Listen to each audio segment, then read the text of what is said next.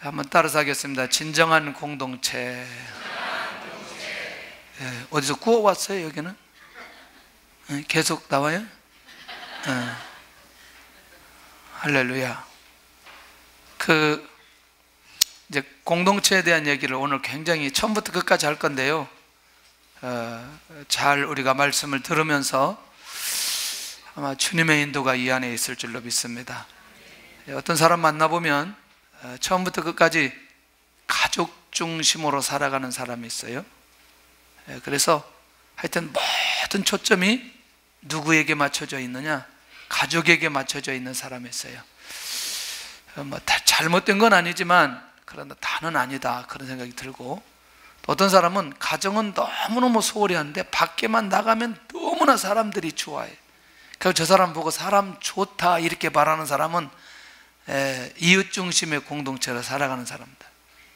하여튼 다른 사람하고 얘기하다가 12시 넘어가도 가정식군 기다리든 말든지 상관없는 거죠. 사람들이 좋기 때문에. 이것도 굉장히 좋은 거지만 그래도 그게 또 다는 아니다. 요즘 같은 경우에는 자전거 동호회, 테니스 동호회, 탁구 동호회, 축구 동호회, 골프 동호회, 테니스, 하여튼 취미 중심적으로 그 관계를 형성하고 그런 공동체가 있는 사람들, 없는 사람보다는 훨씬 낫지만 이것도 다는 아니다. 또 어떤 사람은 이것도 저것도 다 싫고 하여튼 나는 사업이 잘 되도록 하기 위해서 이렇게 사람을 만나고 또 그런 목적을 가지고 관계를 형성하고 가는 사람들. 그런데요, 이것도 또 다는 아니라는 거죠. 또 좀 가보면 명예나 정치인이나 목적 중심으로 공동체를 형성하면서 살아가는 사람이 있어요. 그러니까 어떤 목적을 이루기 위해서 저 사람의 힘이 필요한 거죠. 이 관계가 필요한 거죠. 어느 정도는 가능할지 모르지만 또 이것도 다는 아니다. 필요 없다는 얘기가 아니라 다는 아니다. 또 어떤 사람은 이렇게 가정이나 교회나 아는 상관없지만 이 직장에 목숨 걸고 가는 사람이 있어요. 또 그렇게 또 공동체를 엮어가면서 살아가는 사람이 있는데 또 그것도 다는 아니고, 마지막은 뭐냐면 나한테 이익을 위해서 이제 어떤 공동체를 만드는 거죠. 재밌죠? 그러니까 이게 사람들을 자꾸 만나보면 결국 이런 게 보여질까요? 안 보여질까요? 쉽게 잘 보여져요. 그러니까 자기만 못 보는 거지 다 보여지게 되어 있어요. 자, 그런 면에서 오늘 우리가 정말 이 일반적인 공동체를 형성하고 살아가는 사람들의 그런 모습과 그렇지 않은 모습과 이런 것들을 정리하면서 갈 필요가 있겠다는 거죠. 혹시 한국 문화 관계를 형성하는 공동체를 세워가는 그 문화의 가장 특징이 뭔 줄 아세요? 관계를 시작할 때 중요하게 생각하는 분. 첫째는 지연 중심이냐? 어느 동네 출신이냐? 물어봐요, 안 물어봐요? 물어봐요. 어디서 자랐느냐? 어디서 살았느냐? 그래서 나하고 일단 가까운 지역에 살면 확 열어놓고, 조금 멀리 살면 약간 닫아놓고, 상당히 우리나라가 특별히 좀 강한 것을 보게 됩니다. 그래서 이게 잘못됐다 옳다 그러기를 떠나서 이게 우리 민족이 가지고 있는 문화라고 하는 거죠. 두 번째는 학연 중심의 공동체라는 거죠. 어느 학교에서 공부했느냐, 언제 공부했고, 하여튼 있는 선후배 다 동원하지요. 누구와 함께 공부했느냐. 외국에 나가보니까 목회자들에게 있어서 가장 큰 게 뭐냐면 어느 교단이냐, 어느 교단이냐, 어느 학교 나왔냐. 그래가지고 자기하고 함께하는 교단은 하여튼 무조건 좋아, 열어놓고, 저기 군수신학교 나온 목사님은 약간 이렇게 알려보고, 이런 문화들. 그런데 우리도 모르게 이런 것들이 굉장히 많은데요, 제가 한번 뽑아와 봤어요. 전두환 정부부터 시작해서 이명박 정부까지 쭉 뽑아와 봤는데요, 정무직 공무원 출신 보니까 압도적으로 많은 대학이 서울대학이에요. 그리고 그 밑에가 고려대학교, 그리고 연세대가 5명, 4명, 7명, 16명, 12명, 9명. 그 나머지는 아예 없어요. 학교가. 사관학교가 있고. 이건 이제 장관이 아니고요. 그 다음에 여기 역대 장관 출신 현황을 보니까 이거 얘기하면 조금 우리 마음이 어려워질 것 같아요. 굉장히 어려워질 것 같고, 그 이명박 대통령 시절, 박근혜 대통령 시절에는 강원도, 제주는 하나도 없고, 이명박 대통령 시절에는 이북이 하나 있네. 이북이. 이게 굉장히 이제 이런 걸 보면서 엄청난 이제 편차를 보게 되는데, 사실 이제 이런 것들이 보고만 해서 확실하게 정리되고 이렇게 해야 될 필요가 있겠다. 이제 우리도 모르게 우리가 사는 그 문화 속에 이게 흘러가는 거죠. 이 관계 형성하는데. 그 다음에 이제 혈연 중심의 공동체인데 어떤 가문 출신인가? 부모와는 어떤 관계이고, 형제들은 누구이고, 그 집안은 어떤 사람들일까? 어때요? 전혀 무시는 아니죠, 이게? 예. 우리도 모르게 우리 안에도 그런 게 굉장히 많이 있어요. 담임 목사님이 영남 출신이면 영남 출신 사역자가 많아. 와. 담임 목사님이 호남 출신이면 호남 사역자가 아주 많아. 교회도 이래서는 안 되겠죠. 그렇죠. 건강한 모습은 아닌 거죠. 그러니까 이런 것들이 결국 우리가 초월하면서 보고만에 사는 사람들이 이게 초월돼야 되는 부분 아니겠나. 그 다음에 이 직장 중심의 공동 다 필요 없고, 이제는 내가 어느 직장, 내가 어디에 나왔다, 이게 이제 굉장히 중요하죠. 자기 자신의 의지와 상관없이 연결된 이 공동체. 근데 이제 또 직장이 그래도 괜찮은 직장이면 좀 모르겠는데, 그렇지 않은 직장 같으면 또 얘기도 못 하잖아요. 참 이게, 근데 이건 뭐예요? 퇴사하면 그냥 무너져 버린다는 거죠. 오래 가지 않는다는 거죠. 그 다음에 이제 우리나라 가지고 있는 또 문화 중에 한 가지가 뭐냐면, 하여튼 사업을 위해서 어떤 게 형성이 되면 이게 굉장히 또 끈끈하죠. 근데 뭐가 있냐? 이게 목적이 있기 때문에 그렇죠. 그러니까 일시적인 거죠. 일시적인 거. 그런데 그 목적이 이루어지거나 목적이 없으면 무너진다는 거죠. 이것도 완전하다, 완전하지 않다. 완전하지 않다. 예. 아무리 이런 것들이 우리 문화라 할지라도 결국 우리가 이런 부분들을 냉정하게 한번 생각해 볼 필요가 있다는 것이죠. 할렐루야. 그래서 관계 형성하는 데 매우 중요하고, 또 관계를 어떻게 형성하느냐에 따라서 그 사람의 어떤 그 움직임이나 이 폭이 어떤 형태로 가는지 굉장히 중요하다. 그래서 나는 어떤 중심의 공동체를 형성하고 있는가, 한번 우리 안에서 냉정하게 정리해 봤으면 좋겠고. 자, 그러면 우리가 그리스도인이고 하나님께 예배드리는 사람이고 하나님의 은혜 속에 있는 사람이고, 우리 모두는 천국 갈 사람이에요. 우리는 천국 가서도 만나야 될 사람들이에요. 그렇다면 주님께서 말씀하신 진정한 공동체는 어떤 공동체일까? 자, 이제 주님께서 한 사건이 있었어요. 사역을 하는데 주님의 동생이 찾아왔어요. 그런데 이 사건이 공동체의 정체성, 공동체의 본질을 우리에게 보여주는 아주 중요한 현장으로 주님께서 이 현장을 사용해 주시는 것을 보게 됩니다. 아주 결정적으로. 그런데 이 동생들이 주님을 찾아왔는데 지금 주님과 함께 할 수 없어요. 왜 그렇죠? 무리 때문에 주님 앞에 갈 수가 없어요. 그러면 주님의 입장에서 다른 사람들이 볼 때에 다른 사람들보다 이들은 주님의 형제이기 때문에 다른 사람들보다 좀 더 가까운 가족의 공동체라고 말할 수 있나요? 그렇죠.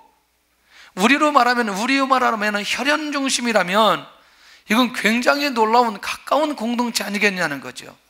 그러니까 가족 공동체가 가족과 함께하는 건 당연한 거 아니에요? 주님의 형제들이 주님을 보려고 주님께 왔다고 전하는 건 당연한 거 아니에요? 사역하시는 주님을 함께 하고 또 그 사실을 보고 또 듣고 싶어 하는 게 가족들인데, 기가 막힌 건 오늘 주님께서는 절대로 이 가족 공동체를 무시하지 않지만 가족 공동체 이상의 공동체가 있다는 사실을 이 사건을 통해서 알려주고 있다는 것이죠. 다시 여러분들 오해하지 않으면 좋겠습니다. 뭐냐면 주님께서는 가족 공동체를 무시하고 다른 공동체만 중요하게 여기신다, 그런 건 아니라는 거죠. 그러니까 결국 우리가 이 상황을 보면서 가족 공동체 이상의 공동체를 주님께서 말씀하시고 주님께서 인도해 가신다는 거죠. 할렐루야. 이거 이해하고 가야 됩니다. 그런데 주님께서 말씀하신 공동체 기준점이 있어요. 자, 21절 한번 하겠습니다. 시작. 예수께서 대답하여 이르시되 내 어머니와 내 동생들은 곧 하나님의 말씀을 듣고 행하는 이 사람들이라 하시니라. 아멘. 그러면 20절을 봐야 돼요. 20절을 봐야 이 말씀이 무슨 말씀인지. 20절 시작. 어떤 이가 알리되 당신의 어머니와 동생들이 당신을 보려고 밖에 서 있나이다. 자, 여러분들, 아니 다른 얘기도 아니고 지금 예수님의 가족이 주님을 찾아왔다고 말씀하시는데 주님께서는 뭐라고 말씀하시느냐? 하나님의 말씀을 듣고 행하는 이 사람들이 누구다? 나의 가족이다. 이렇게 말씀하고 있다는 것이죠. 자, 첫째는 하나님의 말씀을 듣는 사람들이 주님께서 원하시는 진정한 공동체라는 거죠. 다시, 어떤 사람이요? 하나님의 말씀을 듣는 사람이. 자, 조금 볼까요? 상당히 중요해요. 자, 하나님의 음성을 듣는 통로, 하나님의 음성을 들으려고 하고 하나님의 음성을 듣고 그리고 인도받는데, 좀 여기 한번 이사야 52장에 뭐라고 나오냐면 내게 듣고 들을지어다 그리하면 너희가 좋은 것을 먹을 것이며 너희 자신들이 기름진 것으로 즐거움을 얻으리라. 자, 내게 듣고 들을지어다. 하나님의 말씀을 듣는 사람들이 좋은 것을 먹고 기름진 것으로 즐거움을 얻으리라. 그런데 여기서는 더 중요한 비밀들이 또 있어요. 뭐냐면 두 번째가, 첫 번째가 하나님의 음성을 듣는다면 놀라웠게도 두 번째는 그 하나님의 음성을 들어야 그 하나님의 말씀을 믿고 살 수 있는 힘이 생긴다는 거죠. 하나님을 말씀을 듣는 공동체가 진정한 공동체라면 하나님의 말씀을 믿고 살아가는 사람들 좀 봐야 돼요. 특별히 아브라함이나 이삭이나 야곱에게 주신 말씀을 보면 그 안에 비밀이 있어요. 항상 하나님께서는 아브라함이나 이삭이나 야곱에게 약속해 주시면서 너와 내 후손에게, 내 자손에게 이 땅을 줄 것이고 이 약속을 지킬 거다, 이 말을 수없이 얘기하셨어요. 그런데 이 유대인들은 무슨 생각을 하고 있냐면 이 이스라엘 아브라함에게 주신 약속이 혈통적으로 이루어질 거라고 생각하는 거예요. 다시, 혈통적으로, 그러니까 말하자면 유대인들 모두 다는 예수 그리스도를 믿지 않아도, 놀랍게도 하나님을 믿지 않아도, 그 말씀을 믿지 않아도 이 역사가 일어날 거라고 생각하고 있다는 거죠. 그렇지 않다는 거예요. 그런데 왜냐? 갈라디아서 3장 7절에 가서 보면 그런즉 믿음으로 말미암은 자들은 누구의 자손인 줄. 할렐루야. 여기서 이방인들이 들어갈까요? 안 들어갈까요? 들어가지요. 들어가지요. 하나님께서 족장들에게, 아니 선지자들에게 말씀해 주셨던 수많은 말씀을 믿는 사람들은 모두 다 누구의 자손이다? 아브라함의 자손이라는 거예요. 그런데 여기서 끝나지 않고 이 아브라함의 자손에게는 어떤 일이 벌어지느냐? 시작. 그러므로 믿음으로 말미암은 자는 믿음이 있는 아브라함과 함께 복을 받는 자니라. 그러니까 주님이 생각하는 공동체는 그 하나님의 말씀을 믿고 사는 공동체인데, 그 공동체는 어떤 공동체냐? 믿음이 있는 아브라함과 함께 복을 받는 공동체가 될 수 있다, 이걸 말씀하고 있다는 것이죠. 그러니까 하나님의 말씀을 듣고 하나님의 말씀을 믿고 사는 공동체가 진정 주님께서 원하시고 인정하는 그런 공동체일 수 있다는 거죠. 세 번째는 그 주님의 말씀을 들으면 반드시 어디까지 가야 되느냐? 순종까지 가야 된다는 거예요. 베드로와 사도들을 왜 그렇게 사용해 주셨을까 봤더니 이들은 주님의 말씀에 순종하게 되는데, 사도행전 5장 29절에 가서 보면 베드로와 사도들이 대답하여 이르되 사람보다 하나님께 순종하는 것이 마땅하니라. 아멘. 하나님의 말씀을 듣고 무엇하는 사람? 순종하는 사람이 주님께서 원하시는 진정한 공동체가 될 수 있다는 거예요. 가끔가다 제가 잊어버릴 만하면 이런 얘기를 했어요. 참 순종하기가 쉽지 않는, 이제 교회를 개척을 하고 이제 목회를 이렇게 열심히 하죠. 그리고 여러분들 개척교회가 일이 없다더라도 여러분들 개척교회 나름대로 일이 있는 거 아니겠어요? 그런데 제가 사역했던 전에 교회, 그것도 바로 전 교회가 아닌 그 전 교회 목사님한테 전화 왔어요. 목사님이 전화 왔는데 무슨 전화가 왔냐면 우리 종탑에 내원이 나갔는데 나보고 내원 좀 갈아달래요. 근데 그러면 내원이 있나요? 그랬더니 내원이 없대요. 그럼 어떻게 해야 되냐니 내가 만들어서 가지고 오래요. 그래서 왜 그래? 그랬더니 이게 종탑이 20m 정도 되기 때문에 아무나 못 올라가고 나만 올라갈 수 있기 때문에 나한테 전화했다는 거예요. 그래서 제가 오죽 그 목사님이 저를 그렇게 사랑하시면 이런 일을 저한테 시킬까? 그래서 네온 가게에다가 네온을 맞추고 십자가 네온을 맞추고 그거를 또 버스 타고 가야 돼요. 차도 없으니까. 여러분들 네온이 이렇게 뭔가 부딪히면 끊어져 버린 거 아시죠? 아주 예민하기 때문에 그걸 거의 모시듯이 이렇게 가지고 그 종탑 20m 위에까지 올라가서 그 종탑, 나도 다리가 떨리지. 나는 강심장인가. 그런데 누가 얘기했기 때문에? 목사님이 얘기했기 때문에 나는 순종해야 된다는 생각을 하는 거죠. 근데 나는 지금 생각해도 잘했다고 생각해요. 아마 그보단 더한 것을 나에게 했어도 아마 내가 하지 않았겠냐. 그리고 내가 순종할 줄 알아요. 그 목사님이 저 사람의 기질이 어떤 건지. 나는 이 순종이라는 훈련을 하나님께서 이와 같은 방법으로 훈련을 시켰어요.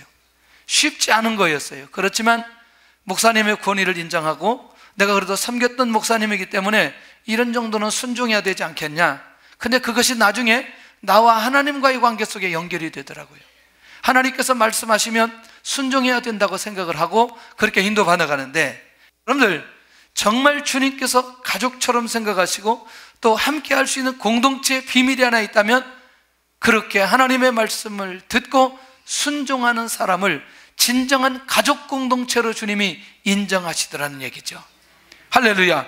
그렇게 말씀하시는 거죠. 그런데 두 번째는 주님께서 원하시고 인정하는 공동체 중에 주님의 말씀을 듣고 훈련받는 사람이라는 거죠. 여기 이제 앉아있는 사람들에 대해서, 거기 함께하는 사람들에 대해서 마태는 뭐라고 말하냐면 여기는 주님의 제자들이다 이렇게 표현을 했고, 마가는 뭐라고 얘기했냐면 주님의 둘러앉은 무리들을 향해서 이 사람들이라는 얘기를 했고, 저는 주님의 사역에 언제나 함께했던 사람들, 그리고 그 일을 위해서 훈련받는 사람들, 이 모든 사람들이 주님께서 인정하는 가족 공동체라고 주님이 말씀하고 있다는 것이죠.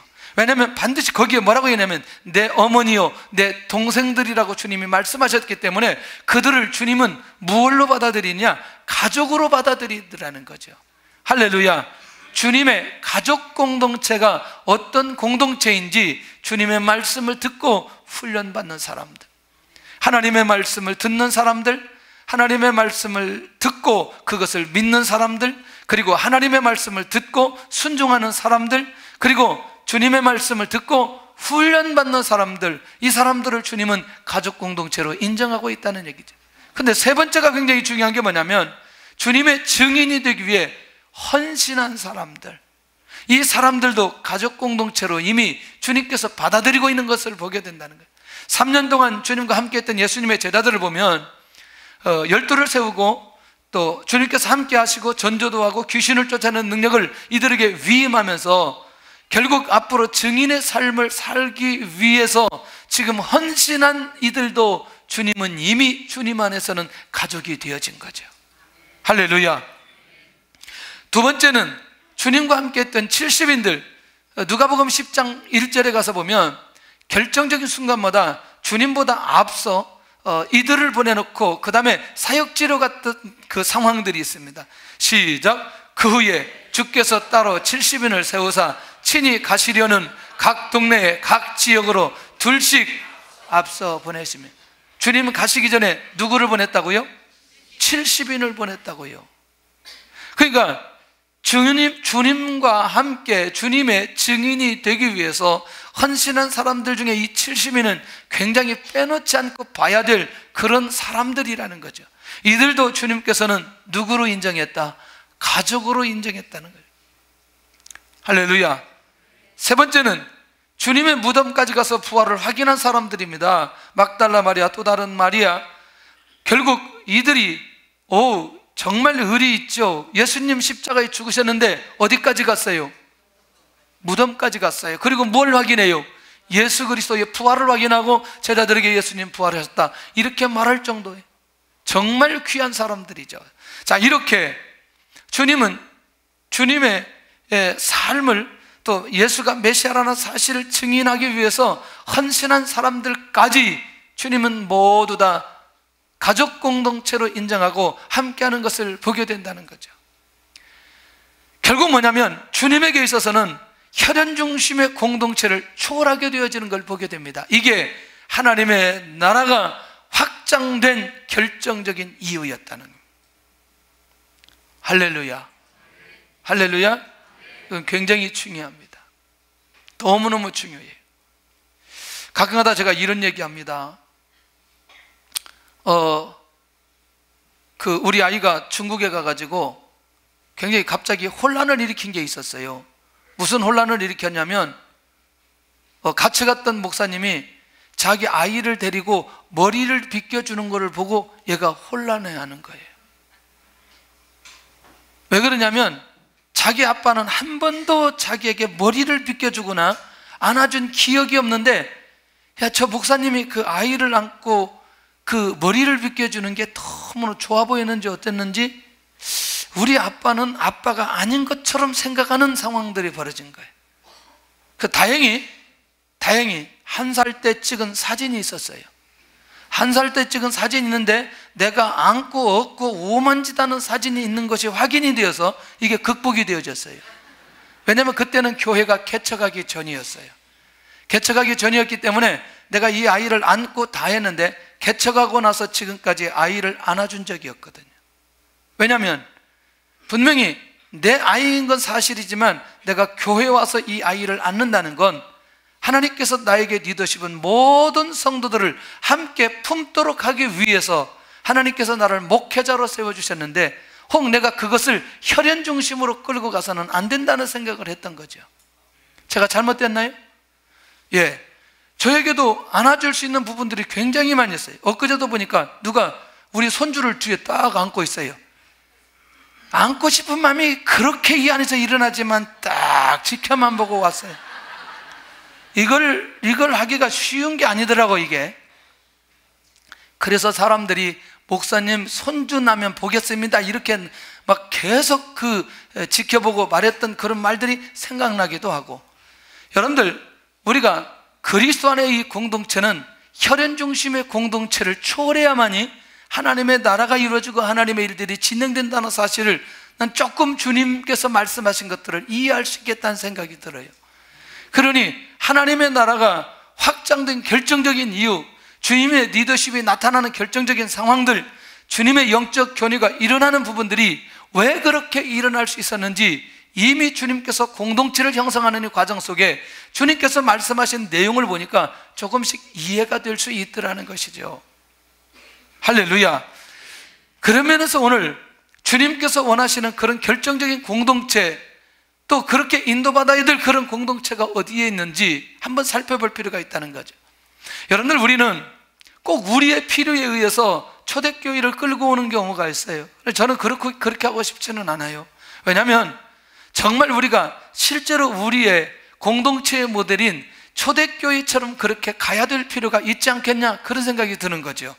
사도가 가르치고 사도의 가르침을 받고요, 그렇게 하다 보니까 교제가 살아있게 되어지는 거죠. 왜냐하면 그것을 적용하면서 살아야 되는데, 살려면 뭐냐면 반드시 그 살아내는 사람들이, 같이 살아내는 사람들이 있어야 된다는 거죠.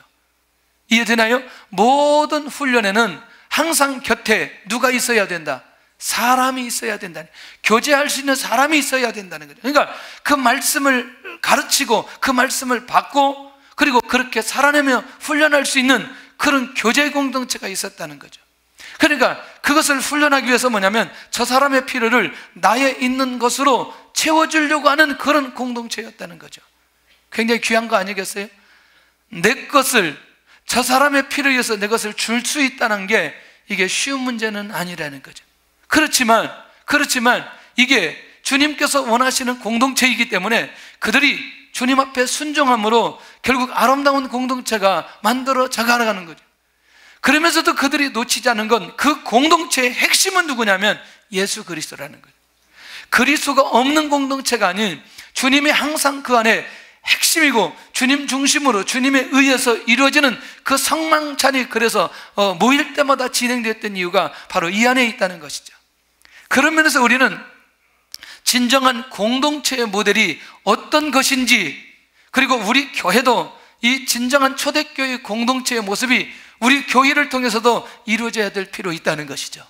왜냐하면 이것이 주님께서 원하시는 공동체이기 때문에 그렇다는 것이죠.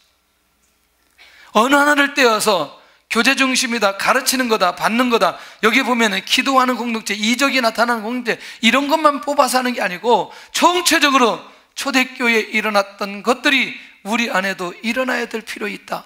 할렐루야. 두 번째는 안디옥 교회가 진정한 공동체의 모습을 보여주고 있다는 거죠. 그 첫째가 뭐냐면 이 안디옥 교회는 환난 속에서도 사명을 잃지 않았던 교회입니다. 두 번째는 그 사명을 잃지 않고 그들이 그곳에 와서 복음을 증거하니까 주의 손이 역사하는, 주의 손의 역사가 일어나는, 주의 능력이 나타나는 그런 공동체가 되었어요. 그런데 예루살렘까지 이 공동체가 소문이 났어요. 저는요, 이 네 번째가 굉장히 중요하다고 생각합니다. 뭐냐면 이 안디옥 교회가 이 모든 것들이 기초가 되고 기반이 되어서 살아날 수 있었던 결정적 이유는 사람을 찾아갔다는 거예요. 누구? 다소에 있는 사울을 찾아서 바나바가 함께 사역을 하면서 이 안디옥 교회가 완전히 변화되고 성숙되어지는 과정이 바로 여기에 있었거든요. 그런 면에서 이 사람을 찾고 사람을 찾아가는, 사람을 세우는 이 공동체의 모델이 어떤 교회였느냐? 안디옥 교회였다는 거예요. 그래서 내년에 그 표어가 하나님의 공동체를 회복하자 이거이면서 본문은 이거였어요. 아마 송구영신 예배 때 이거 가지고 설교 계속해서 할 겁니다. 그런데 오늘 본문에 가다가 누가복음 강의하다가 이 본문이 나왔어요. 그래서 이 본문을 일단 얘기하고 송구영신 예배 때는 조금 더 집중적으로 이 안디옥 교회에 대해서 나누려고 합니다. 여러분들 혹시 연약한 사람이 있는데 그 연약한 사람을 찾아서 함께 교제 나누고 그 영혼을 세우고 그 영혼을 격려하고 그 영혼을 위로하는 이런 공동체가 있다, 폭발적인 주의 은혜가 임하게 되어지죠. 할렐루야. 하나님의 역사가 이미 그 마음을 가지고 가는 사람에게 놀라운 축복과 은혜를 이미 주지 않겠냐는 거죠. 그러니까 이 교회가 영적으로 성장하면서 제자로 인정받는 공동체로 나아가게 되는 걸 보게 된다는 거예요. 굉장히 멋있죠. 그리고 귀하죠. 결국 우리 교회도 반드시 이제 안디옥 교회와 같은 주님께서 원하시는 진정한 공동체가 될 줄로 믿습니다. 할렐루야. 근데요, 이제 이게 좀 너무나 큰 것만 보니까 좀 와닿지 않는데요, 바울과 디모데의 관계에서 진정한 공동체의 모습을 발견할 수 있다는 것이죠. 그러니까 여기는 상당히 중요한 의미가 있어요. 혈연이 아닌데도 복음적인 공동체고 진정한 아비와 자녀의 공동체인데 자신의 모든 것들을 내려가게 하는 그런 공동체의 모습이었어요. 자, 그러면 우리는 어떨까요? 하나님을 아버지라고 부르는데 또 이 땅의 사람을 누구를 또 아버지라고 부르면서 가느냐? 그런 게 아니고요, 아버지의 마음으로 서 있는 그 진정한 복음 안에서 깨어있는 영적인 아비의 마음을 가진 사람들이 필요하고요, 그리고 그것들을 어떻게 하든 이게 흘러가도록 하는 그 영적인 자녀들이 있는 게 굉장히 필요하고 중요하다, 그런 생각을 하는 거죠. 그렇기 때문에 오늘 우리가 가장 먼저는 이런 아름다운 모델이 되려면 하나님, 내가 아버지의 마음을 갖게 하여 주시옵소서. 근데 이거는요, 몇 가지 원리 중에 한 가지는, 아버지는 많은 말을 하지 않아도 존재 자체가 영향을 미치게 되더라고요. 맞나요? 서 있기만 해도 그게 아버지의 마음이더라고요. 그리고 아버지는 아무 때나 나타나지 않고 결정적 순간에 결국 그가 감당하지 못할 것들이 있을 때 함께하면서 결국 하나님의 인도를 받아가는 이 아비의 마음이라는 게 굉장히 중요하다.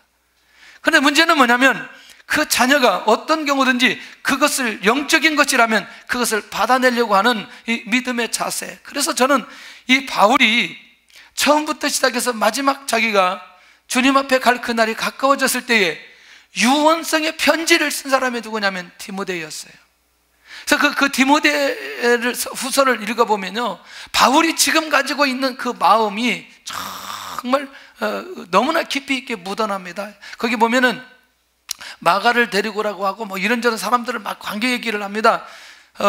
이제 마가는 여러분들 바나바와 함께 같이 가다가 심하게 싸우고 갈라져서 이제 다른 길로 갔던 사람 중에 한 사람이 이제 그 사람이거든요. 근데 이제 마지막에는 이 내용까지 다 이 디모데에게 얘기하면서 마지막을 정리하는 이런 얘기까지 이 바울이 누구에게 하느냐? 이 디모데에게 하는 것을 보게 됩니다. 재미있는 건요, 복음 안에서 주님의 비전을 함께 이루어가는 그런 공동체, 아주 소수의 공동체가 오늘 성경에 우리에게 모델로 주어진 것을 보게 된다는 거예요. 지난 금요일날도 그런 얘기 했는데, 우리 청년들이 밖에 나가서 지금 사역을 잘하고 있는데, 참 그 교수님이 하는 얘기가 정말 너무나 감사했어요. 새가난교에서 추천하는 아이들은 정말 괜찮은 것이라고 우리가 알겠다고, 너무나 감사하다고. 이 아이들이 학교에서나 교회에서나 정말 하나님의 일을 잘하고 있다고 정말 너무나 감사하더라고요. 여러분들, 우리 안에 이런 아름다운 모습들이 계속해서 있어야 되지 않겠냐? 하나님, 내가 기도의 열정이 있으면 그 기도가 저 사람에게 흘러가서 함께 기도의 사람으로 갈 수 있는, 내가 내 안에 사랑이 있으면 이 사랑이 저 사람에게 흘러갈 수 있는 이런 모습들이 일어나는 그런 공동체. 그래서 나의 아비는 누구이며 나의 자녀는 누구일까? 나는 누구에게 아비와 같은 마음으로 가야 되고, 나는 누구에게는 자녀와 같은 마음으로 가야 되며, 그러면서 하나님의 나라를 어떻게 세우며 어떻게 신앙생활을 해야 될지, 이건 굉장히 중요하다고 생각을 합니다. 우리 안에 어떻든 이 두 가지의 마음이 계속해서 교차되어지면서 살아야 될 필요 있지 않겠냐? 그게 주님께서 원하시는 진정한 공동체 모델이라고 생각하는 거죠. 할렐루야.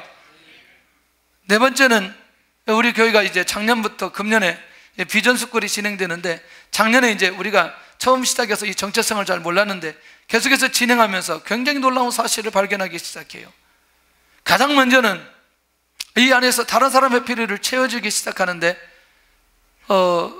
지금 계속 매주 제가 지켜볼 때 어떤 일이 벌어지냐면, 그냥 내가 무엇이 필요하다 말을 하지 않았어도 자기들이 각자 기도하면서 하나님 앞에 그걸 내어놓고 그걸 함께 같이 나눠가면서 가는데, 이게 뭐냐면 결국 초대교회 모형들을 그대로 옮겨가면서 함께 갈 수 있는 그런 모습들을 보여주시고 있다는 것이죠. 굉장히 감사하죠. 왜냐하면 우리가 세대가 어려웠을 때는 나누기가 어렵지 않았어요. 근데 약간 좀 그 상황들이 바뀌어지면서 조금 경제적 수준이 우리에게 있어지면서, 예를 들어서 옷도 좀 가치가 나가고 우리가 가지고 있는 것도 가치가 나가는데, 이것들을 저 사람을 위해서 내가 준다는 건 쉽지 않다는 거죠.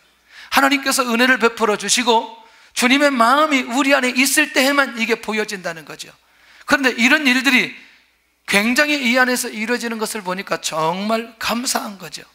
그런데 주님의 비전으로 한 방향으로 나아가는 이 공동체의 모습, 다시 말하면 나의 중심으로 살아왔던 신앙생활을 했던 부분들이 다른 사람 중심과 삶과 생각으로 바뀌어져 가고 있는 것을 보게 되더라는 거예요. 굉장히 놀랍죠. 지금 이제 아우리치 갈 건데 5교회를 추천해 달라 그래서 제가 5교회를 추천했는데, 한 교회가 1월달 행사가 너무나 많아서 우리를 받기가 쉽지 않다 그러는 거예요. 그래서 저는 기도를 계속 하는데 하나님께서 계획한 교회를 허락해 주시옵소서. 제가 일부러 누구를 찾지 않고 그냥 기도했어요. 그래서 이제 하나님, 그런데 자꾸 전화번호 달라고, 교회 이름 달라고 자꾸 막 그런데, 근데 아직 응답이 안 하는데 계속 달라는 거예요. 그 좀 기다려라. 그럼 기다리면 좋은데 계속 이 팀들은 얼마나 사람을 귀찮게 하는지만. 그런데도 이제 응답이 오니까 안 오니까 그냥 기도한 거죠. 그런데 지난주 오후에 그 우리 최영광 전사님 부부 올라가지고 이제 잠깐 미팅을 하는데 그 교회를 물어봤더니 그 사모님 교회가 제주도인 거예요. 제주도인데 상황 얘기를 들어보니까 우리 이 아우리지 팀에 가면 참 좋겠다. 그래서 가도 되느냐고 전화를 해보라 그랬어요.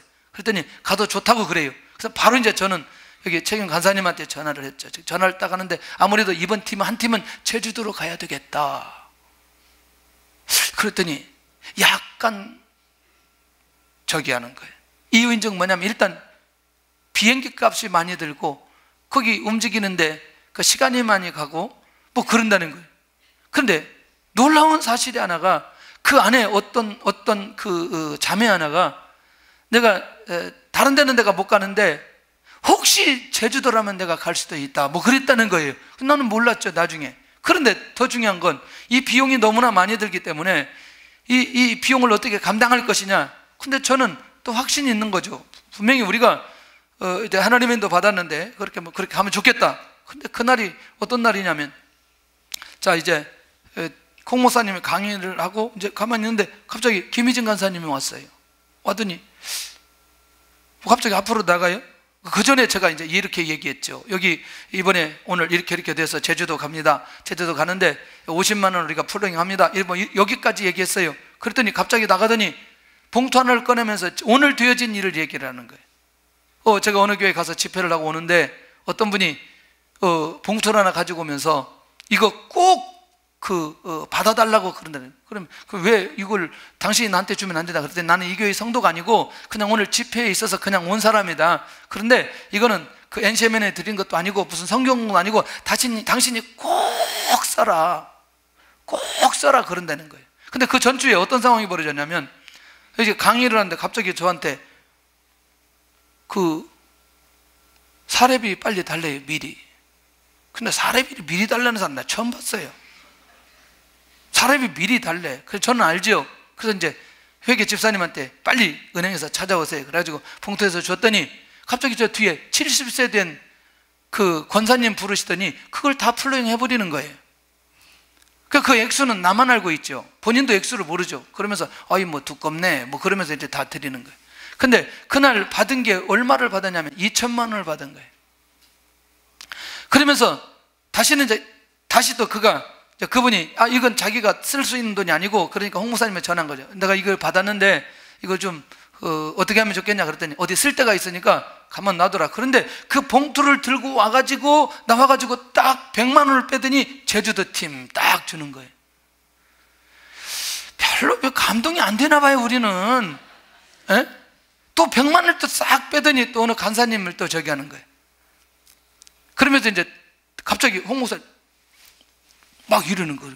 왜 그런가 봤더니 줄 돈 다른 데 있는데 계속 이렇게 주면 어떻게 하냐 그런 거였어요.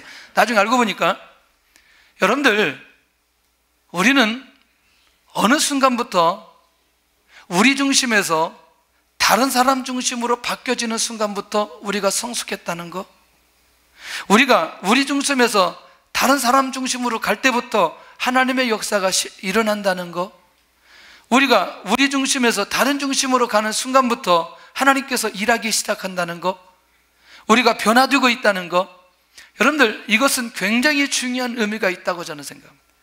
여러분들 어떠한 공동체든지 우리 중심에서 타인 중심으로 바꿔가는 공동체가 있다면 그 공동체는 무조건 들어가야 됩니다. 그리고 함께 해야 됩니다. 그럴 때 하나님께서 역사가 일어나기 시작하는데, 자 그러면서 참 감사하는 거죠. 그게 결국 뭐냐면 이 세상에 복음 안에 있는 사람들이 지도력이 나타나야 되는데 말씀, 리더십, 재정 이런 것들을 통해서 이 세상이 어떻게 하든 하나님의 나라가 이루어지도록 그렇게 애를 쓰는 그런 모습들을 발견하게 되는 것을 보게 되더라는 거죠. 앞으로도 주님께서는 이 비전 스쿨을 통해서 강력하게 역사하실 걸 믿습니다. 할렐루야. 다섯 번째는 뭐냐면, 하나님께서 이제 우리에게 진정한 공동체 모델을 보여주셨는데, 그게 뭐냐면 영혼에게 집중하며 함께하는 1:1 공동체를 우리에게 허락하여 주셨어요. 우리말로 표현하면 1:1 양육이라고 얘기할게요. 여러분들, 마태복음 17장 1절에서 보면은 베드로, 야고보, 요한을 주님께서 변화산에 데리고 가셔서 주님께서 변형되는 것을 직접 그들에게 보여주십니다. 가장 소수의 공동체, 베드로, 야고보, 요한, 꼭 이들이 필요했던 것이죠. 이들의 사역을 보면 왜 그랬는지 알 수 있죠. 1:1이라고 하는 건 우리가 관계하는 공동체 중에 가장 소수입니다. 그러니까 재밌는 건 뭐냐면 가장 많은 것을 나눌 수 있어요.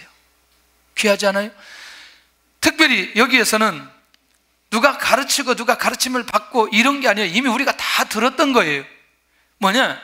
이 1:1 공동체를 통해서 자신에게 주셨던 그 영적인 삶, 하나님의 은혜, 이것들을 함께 공유하면서 하나님의 나라가 어떻게 이 안에서 이루어지는지를 보는 것이거든요.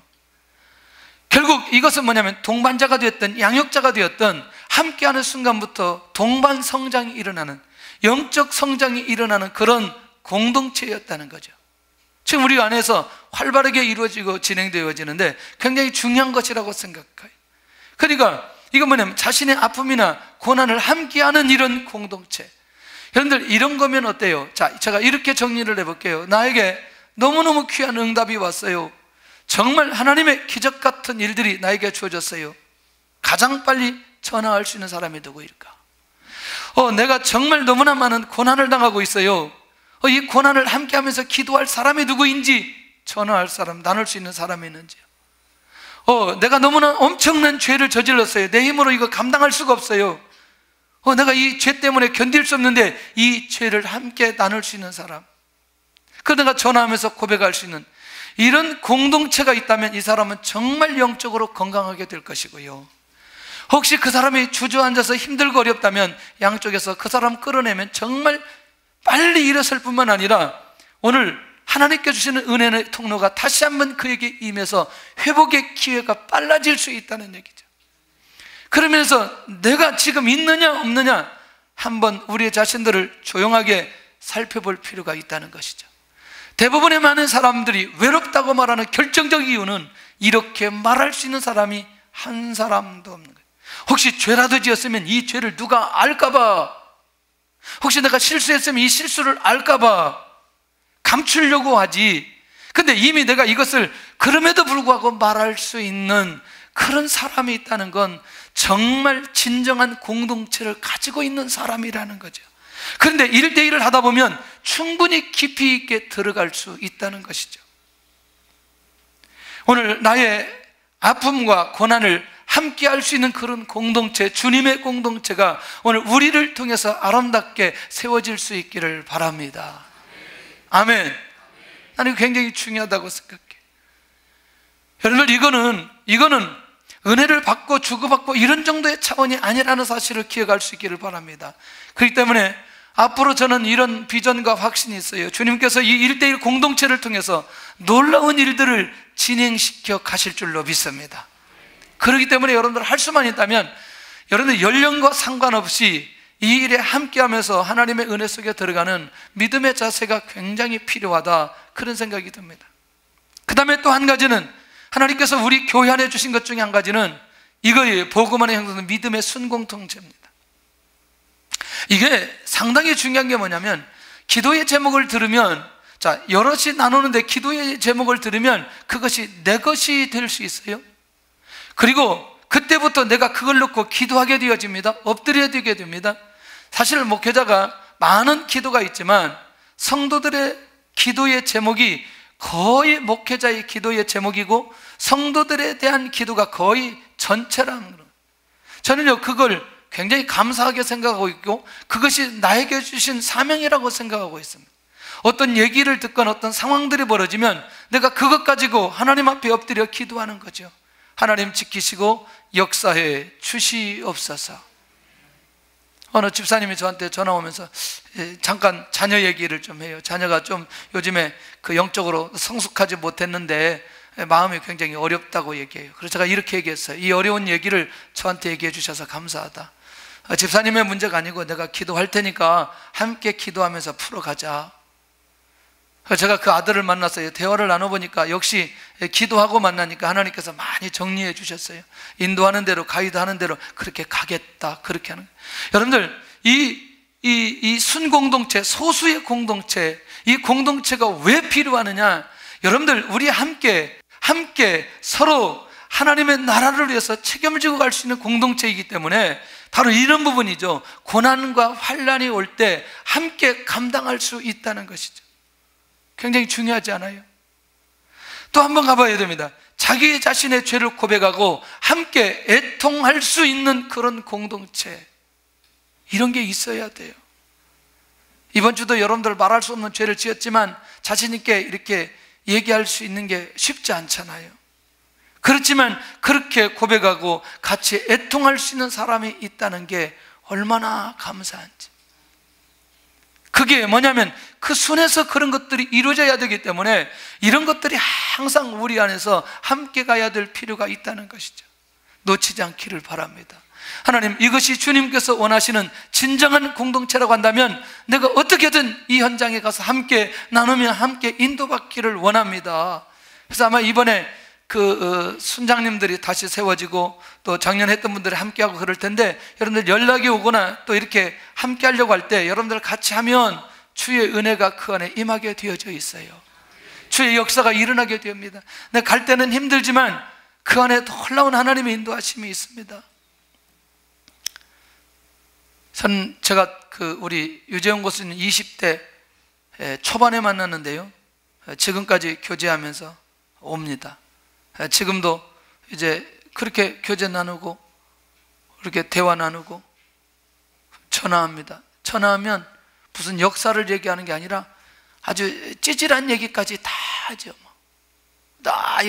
우리 한참 얘기하고, 또 교수님도 요즘에 이제 미국 가셔서 지난번에 왜 전화 못 받냐 그랬더니 일을 안 하고 가가지고 일을 했니 했니 하여튼 이런 얘기들을 다 그렇게 나눌 수 있다는 게 나는 굉장히 감사하게 생각해요. 여러분들, 우리 안에 설령 우리가 가지고 있는 죄의 문제를 한다 할지라도 그것까지 내놓고 함께 갈 수 있는 그런 공동체가 반드시 필요합니다. 할렐루야. 혼자 신앙생활하지 않기를 바랍니다. 어쩌면 예배를 통해서 은혜는 받을 수 있지만 이것들을 나눔하는 것이 내 삶 속에 있지 않는다면, 오늘 주님께서 말씀하시는 하나님의 말씀을 듣고 믿고 순종하는 자들이 내 형제라고 말했던 이 믿음의 공동체가 우리 안에서 순 공동체에서부터, 1대1 공동체에서부터, 비전스쿨 공동체에서부터 살아나야 될 필요가 있다는 것이죠. 이 훈련을 우리는 많이 해야 됩니다. 사실은 우리가 혼자 그동안 살았던 사람들이 이게 같이 이 공동체 안에 들어오기가 힘든데, 여러분들 같이 함께 노력하게 되어질 때에 진정한 주님께서 원하는 그 공동체가 되지 않겠냐. 그런데 이 공동체 안에 놀랍게도 하나님의 때가 되면 성령의 강한 임재가 있는 공동체로 하나님께서 세워주실 것이라는 것, 놓치지 않았으면 좋겠습니다. 결국 저는 이렇게 확신합니다. 주께서 우리 순모임을 통해서 모일 때마다, 만날 때마다 강력한 하나님의 역사가 일어나게 될 것이다. 할렐루야. 반드시 하나님의 역사가 일어나게 될 것이다. 그런 확신이 있습니다. 우리 모두 함께하는 우리 성도들이 될 수 있기를 바랍니다. 왜 그러면 이런 공동체가 우리에게 필요하나? 이런 주님의 공동체가, 첫째는 하나님의 나라를 세우기 위해서 반드시 필요하다. 두 번째는 영적인 회복과 사명을 위해서 반드시 필요하다. 세 번째는 하나님의 축복과 은혜의 통로이므로 반드시 필요하다. 네 번째는 하나님을 경험할 수 있는 공동체이므로 이런 공동체가 우리에게 반드시 필요하다는 것이죠. 오늘 주님께서 말씀하시는 내 형제요, 내 가족이라고, 내 어머니라고 말했던 사람들이 누구인가를 기억하면서 하나님, 나도 주님께서 원하는 그 공동체가 되게 하여 주시옵소서.